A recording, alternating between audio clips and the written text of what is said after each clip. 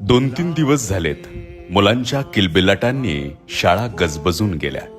पण याच किलबिलाटात एक मुद्दा पुन्हा डोकावतोय, हिंदी भाषा सक्तीचा. लढणारे यासाठी लढतायत, पण आम्ही मात्र अजूनही गप्पच आहोत.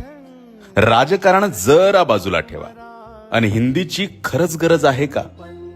अहो, जा कधीतरी जिल्हा परिषद शाळांमध्ये. त्या शाळा विद्यार्थी आणि शिक्षक विना ओसाड पडलेल्या आहेत. बघा कधीतरी जिल्हा परिषद शाळांची अवस्था.